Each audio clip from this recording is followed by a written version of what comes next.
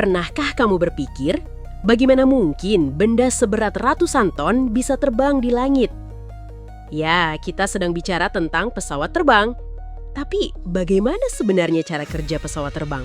Yuk kita kupas bersama. Pada tahun 1803, Wright bersaudara sukses menerbangkan pesawat pertama di dunia.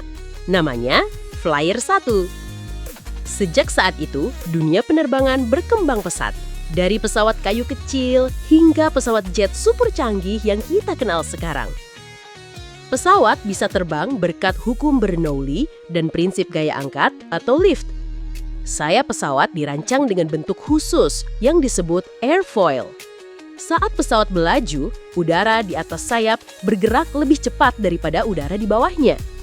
Hal ini menciptakan perbedaan tekanan, dan tekanan dari bawah mendorong pesawat ke atas. Inilah yang disebut gaya angkat. Tapi itu baru satu dari 4 gaya utama yang bekerja pada pesawat.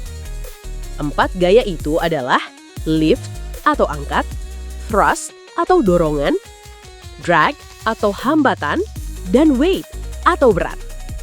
Mesin pesawat menghasilkan thrust atau dorongan ke depan. Tapi saat melaju, udara memberi drag atau hambatan. Lift harus lebih besar dari weight, dan thrust harus lebih besar dari drag agar pesawat bisa terbang. Pesawat terdiri dari beberapa bagian utama. Pertama, fuselage, yaitu badan utama pesawat. Kedua, sayap, tempat terbentuknya gaya angkat. Ketiga, ekor pesawat atau empennage, yang membantu menjaga kestabilan. Keempat, mesin yang menghasilkan dorongan. Dan terakhir, kokpit, tempat pilot mengendalikan pesawat.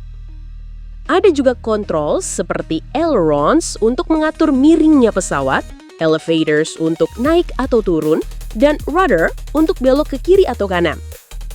Lepas tandas dimulai dengan akselerasi di landasan. Mesin mendorong pesawat hingga mencapai kecepatan tertentu. Saat itu, gaya angkat melebihi berat pesawat dan pesawat pun terbang. Untuk mendarat, pilot mengurangi kecepatan dan menyesuaikan sudut pesawat.